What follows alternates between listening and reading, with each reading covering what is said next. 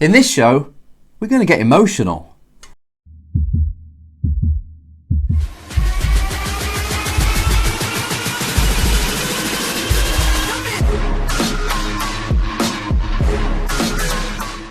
Hello, it's Enzo Mucci and welcome to episode number 3 of the Race Driver Coach Show. This is all about emotions, how to control emotions. But believe it or not, this was episode number 4. Episode number 3 was done yesterday. I spent the whole day doing it and it was called How to Stand Out Like Conor McGregor. And basically, I taught you over half an hour, long video, taking clips from how Conor McGregor is and how he's created a brand and how you can do the same in motorsport to create a brand for you, to stand out. Not just to have a colourful helmet, but the character, the personality, for you to stand out from all the rest of the industry so you can peacock and become more valuable to sponsors and to manufacturers and to teams. Stand out from the crowd. How valuable is that, eh? It got taken down. I posted it up last night, took 3 hours to upload it, and they took it down because of infringement, copyright, because I used clips. So we're just debating that now and going back to them and trying to change the clips and things. So I will get that video out to you. But now this is the new episode number 3, doing it today. So forget yesterday, we'll bring that up later. And this one, as I say, is on emotions, and it's sparked by Steve from the US of A. Sent us a question, and that's what we're going to do today. And the question is this. From time to time, I let my emotions get the best of me when I'm in car. I can do things fine on certain days, but then others, I let pressure get to me as I'm driving. I know I'm self-creating this. Have you got any tips to help me stay in control of myself in car? What a great question. It's a great question because it affects everybody. We want to know, everyone wants to know, how do I do what I already know what to do without letting my mind fuck it up, screw things up? Because I know I can do this set activity. I've done it hundreds of times.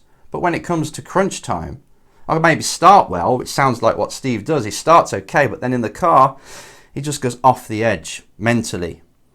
Probably starts to focus on different things. Give the whole situation a different meaning and instantly changes his body and feels a different way, creates an emotion. Now, if you've followed my stuff before, you know that I'm under the belief that most of the time we create our own emotions.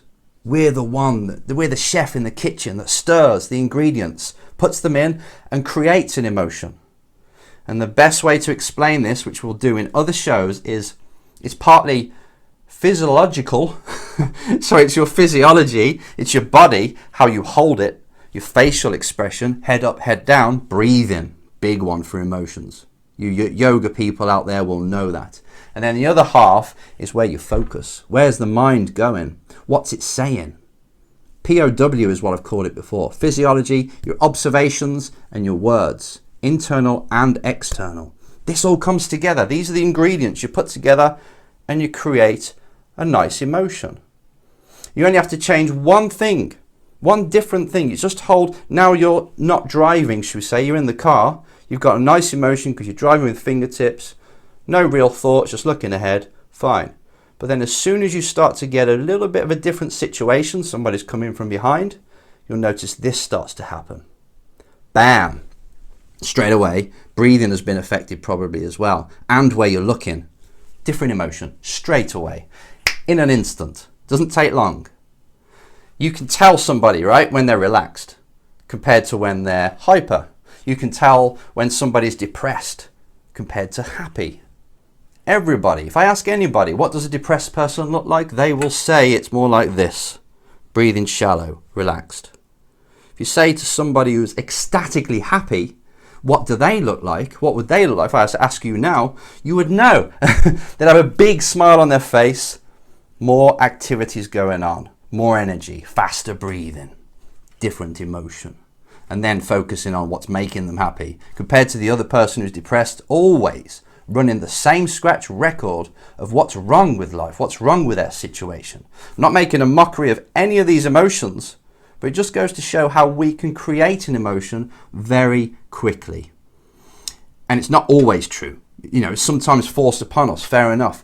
But when you're in the car and you know that you're responsible for this, when you're performing and you know it's you that's creating this situation, you don't need to be under stress or pressure or lose your, have distraction and lose your concentration. That's you, not the situation so much. It's how you're translating it. And it happens to us all. You could be mid-flight, you can be doing something you know you're good at, but then you'll just make so many mistakes because you're not quite in the right mental state that you need to be in. You've been there. And I want to show you the ABC technique. I call it ABC because it's simple. And it's used in all different kind of psychologies, but I use ABC. I've used it for decades, used it for me, used it for others, because it makes sense. And you can control it on the go. And this is one of the best techniques for that. We'll do many other emotional techniques throughout this whole series, but the ABC is what we're going to look at today. Now, one thing you must understand, the first thing when you want to change something about yourself, it could be a habit, it could be an emotion, it could be a thought process that you usually go down. You've got to understand, right? Number one, you've got to understand why you want to change it. You've got to have motivation to change the way you are. Why do you want to change this emotion? So the first thing I'll do with Steve is say, okay, sit down. Tell me what you're doing. Well, okay, I'm just guessing here, Steve. I'm in the car and I'm driving and I start to make mistakes and get stressed, and then that's it, it's game over. Okay, now if you carry on doing that, if you carry on in the car, every other race, doesn't have to be every race, but every other race, you have this happen. How successful do you think you're going to be as a race driver? Then he'll tell me, probably not very successful. I'll say, how would this year end if you carry on doing that? Well, I wouldn't win the championship like I did last year, and people will start to lose faith in me. I might lose my sponsor, the only one I've got, and I won't progress. Okay, well done. But let's stir up that disgust. If you had this happening over the next 2 years and you continued doing it, what would your racing look like then? And then he'd get a bit deeper, wouldn't he? Oh, now I've lost my drive completely. Can't even attract a new sponsor. I'm not loving motorsport anymore. I'm in a dark place. And he'll start to explain. 2 years, carry on doing this. He's probably been doing it for 2 years already, so he's already on this decline. And then I want to stir it up even more. Okay, worst case scenario, if this was to happen the next 5 years, you never really got over it, how would your racing look like then? How would you feel? What would life be like? Knowing that you screwed this up. No one else did it, just you, because you let emotions create a situation that wasn't really there. Your own matrix created it. Your own filters, your beliefs, the way you process, created a situation that did not need to happen. What would it be like then if you carried on competing every other race, you weren't in the right mental state and you let it go down the pan? Then you'd probably get a bit emotional. It'd really discover that if I carry on doing this, I'm finished.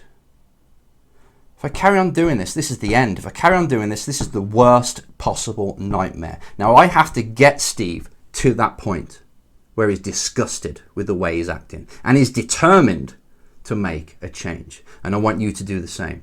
If there's anything you want to change about yourself, the way you act, your emotions, something you're doing, something you have in control, you're in control of in life, if there's anything you want to do, don't just try and mask it over and try and fix it, or positive mental attitude, whatever it is. You've got to get disgusted. You've got to tell the brain that this is not acceptable. No longer can this carry on. Create the disgust. Realize, and this isn't really making it up, this is probably true. If I carry on doing this in 1 year, what's the worst case scenario? What could happen? In 2 years, in 5 years, in 10? If I carry on doing this self-harm thing, what is my life going to be like? And make it as hurtful as possible. And this process is not for the faint-hearted, but it's life. This is reality. Thank God you're coming out of yourself, seeing the timeline and saying, okay, if me down there, if I carry on doing this, what's it going to mean? Seriously, what could this mean? And actually, I've been doing it already, so I'm already, like I say, going down that garden path to where I don't want to go. Be aware of it. Know it for sure. If I carry on, this is going to happen. Oh shit, I better stop. Because it's real. Make it real. Live it. Live the future now. If I carry on, this is what's going to happen. Secondly, we flip it. Okay, if I change, if I no longer do this, if I actually now in car take control of this area, and when somebody's chasing me in the mirror, shrug my shoulders, smile and carry on, and just keep focusing, because I know that means car in mirror means now I must be really focused, enjoy the process, love the fact I've just got that apex, beautiful. You can talk to yourself, by the way. This doesn't work for everyone. But if I was to take control of that area in my racing, and I now was at my best in the car for 90% of the time, how would my career look like then by the end of the year? Steve would probably say, well, I'd have a much more chance of winning because I know I'm good enough. I know I'm better than everyone, but I keep letting myself defeat myself. Then I'd win. I'd always be on the podium at least.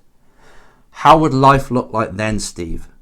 If you carried on, but you were not doing these errors mentally, and you got the results you wanted, what would it like at the end of the year? Oh, I'd be the champion, again, a double champion, and I've actually been promised that if I do win it again this year, I'm going to get something for next year. Okay, and then the next year, 2 years' time, you carried on performing at your best. You know, you probably had one crap race in 10, but usually you're at your best and you're pretty rock solid mentally in the car. Virtually every time. What would it be like in year 2 then? Well, I'm sure I'd advance, but it'd start to tell me how great it would be. And then 5 years, I could be anywhere, Enzo. I could be the professional driver that I've been aiming to be for so many years. Then we compare the two. You've told the brain, if I carry on doing this shit, I'm going to end up here where I don't want to be. But if I do change it, it's going to mean so much. It's going to be great. I'm going to have all this. The brain will go towards that. This is how people stop smoking. This is how people change their behavior, their habits, the way they process, is they make it real. They don't just all of a sudden say, okay, I think it's a good idea if I stop doing this. No, you only do it when it's an absolute must, when I must change, when cancer is literally in your body. Shit, now I've got to do it. When something big has happened, and it can be all created in here, you can make this in your own head. Make it serious. It's as serious as you want to. And it's like scales, right? As soon as the pain gets so heavy and it tilts, it's a tipping point, you'll make a decision. But the pain side's got to be there. The pleasure side's got to be there before you make a decision of this must change. That is before anything.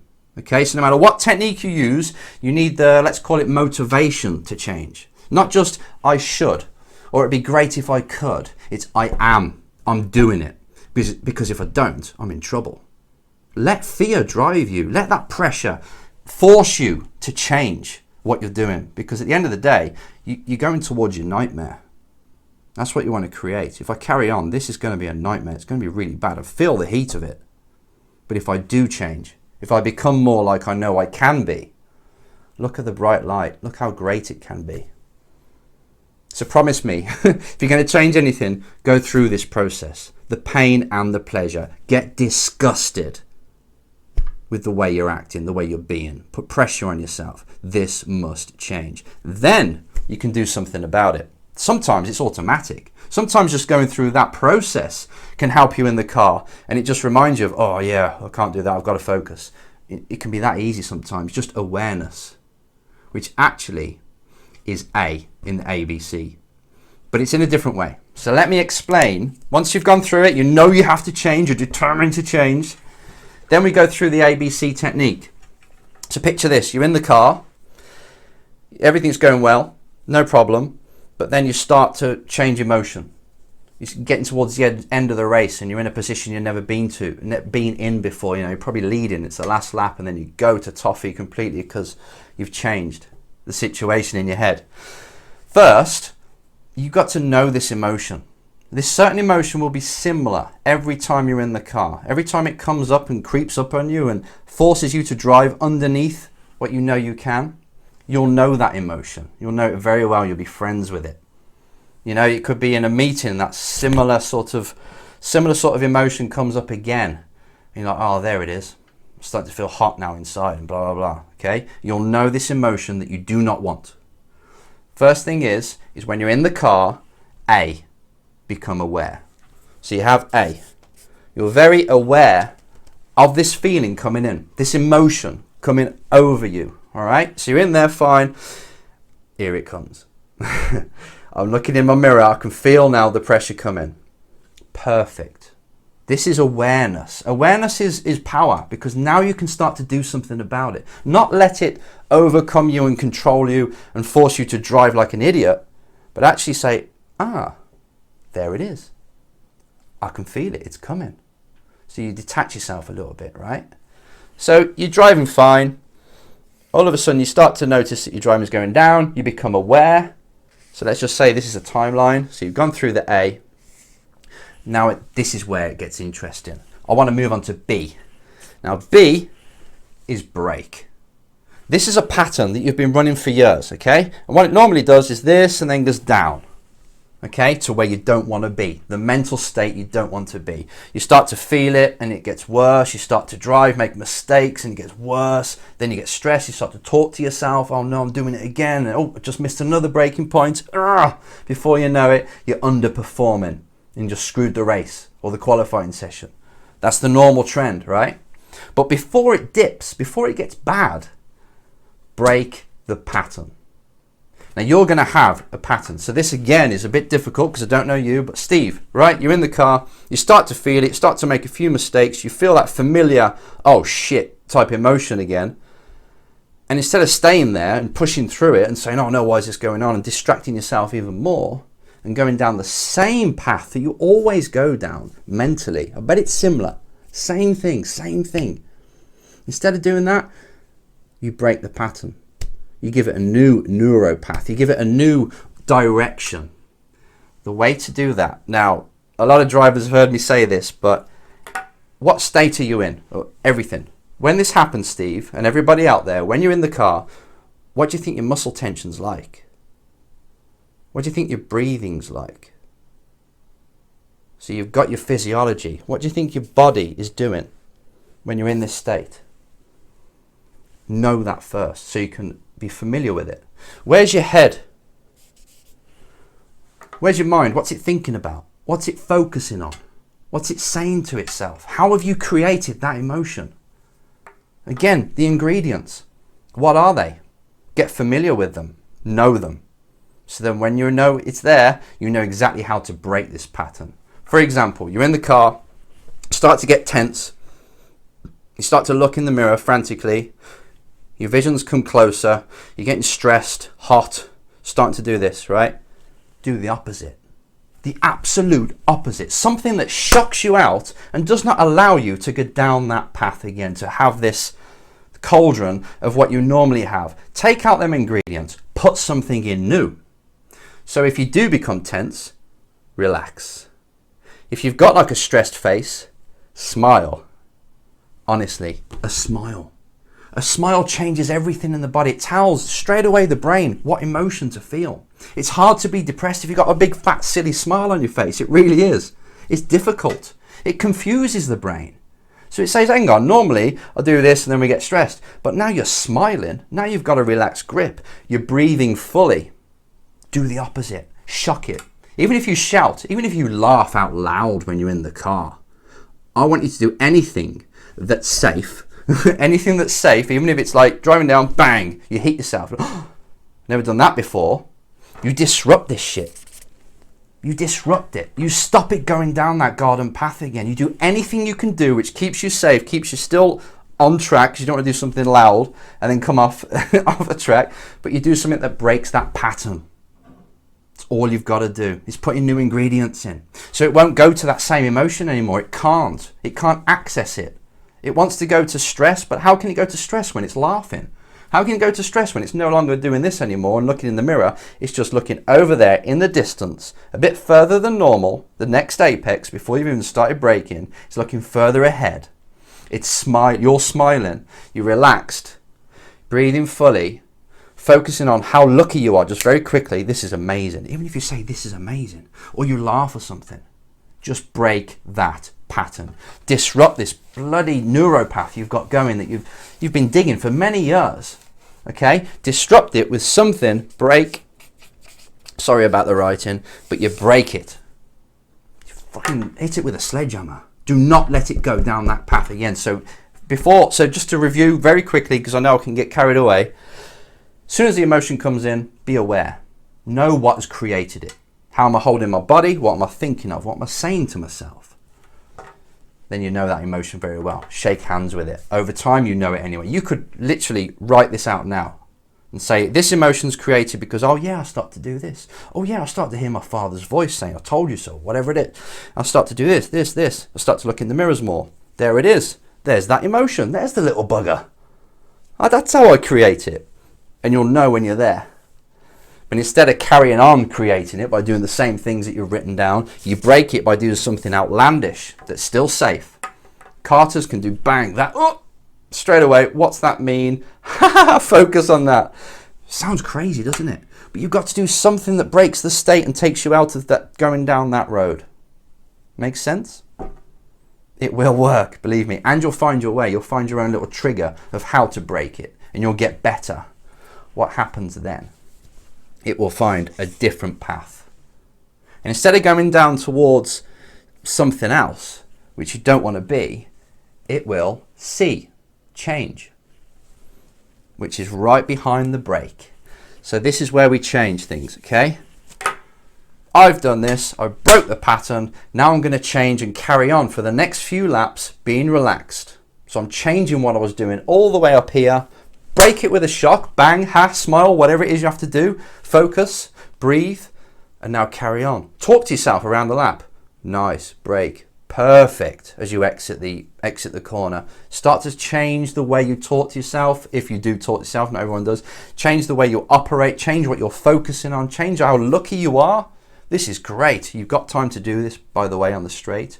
Breathe down the straight and regain the kind of things you do when you're in your best performance mode. Now, you must know that. What are you like when you perform well? Are you quite carefree? Can you shrug your shoulders virtually in the car? Smile, laugh, whatever it is. There's something you do that when you're at your best, that's interesting, because that's what you've got to do here. You've got to bring it back. You've not let it go down there. You've broken the pattern, and straight away you change what you're doing, takes you on a different path to hopefully victory. But that's the ABC. This is how you change things. This is how you change a habit. You know, if you constantly go into the fridge for that chocolate, that's a pattern, just like this. But if you become aware that you're just about to do it again, you break that pattern. You break that pattern by going to the fridge, getting the chocolate bar out, right? Snapping it, putting it on the toilet, whatever, changing it, throwing it in the bin. You've just broken the pattern. And then you carry on. You change what you're doing from that moment forward, and it will take you on a different route. A, B, C. Become aware of the emotion coming in, break the pattern, and change what you're doing with your body and your mind. And it will take you on a different route. This will choose something that helps you when you're changing, because you know what the goal is. You know what you need to do. A, B, C. Have you got it? This is it in essence. And it's habits, it's things that you do, it's behaviors, emotions, all this comes down. If you know something is detrimental to your racing, inside the car, outside the car, break the pattern. Don't carry on doing the same thing expecting a different result. Break that pattern and change what you're doing. And if that doesn't work, break the pattern, change again. You're finding your way through different neuropaths, right? You're digging this one now, but if that doesn't quite work and you know there's something here, break it again and change what you're doing. This is all about learning about yourself. What state have I got to be in order to perform at my best? What have I got to do with my body, and what have I got to do with my mind? What do I focus on? How do I see things? How do I translate shit? This is beautiful. This is mind training on the go. But Steve, essentially, first of all, get motivation. Motivation towards changing. Otherwise, nothing will happen. Then you can, on the go, be aware when it's coming in. Do something that works for you to break the pattern that you've been doing for so many years, and immediately change it for how you want to be, how you want to hold your body, how you want to drive. Stand to that level and you watch what happens. This can happen literally just with a smile. I've had drivers going down the straight. They said they were getting pressured and not feeling great about themselves, cussing all the way down, but then they changed it to a smile, a simple smile, going down the straight, and it completely changed. I had one person, and you know who you are if you're listening to this, I had one driver say, "There's children dying in Africa. I'm so lucky." You know what I mean? That's breaking the pattern. Probably controversial, but it's true. People are dying everywhere. But he said that to himself, and it changed the way he thought. No longer did he said, so that made what he's going through very small. There's bigger problems out there. I'm so lucky. This is subconsciously now what it's telling us. I'm so lucky to be here. Make the most of it, dick. And he did. ABC. Be aware of the emotion coming in. Break the pattern that you've been doing for so many years and change what you're doing immediately. And play with this. See how it goes. See you next time.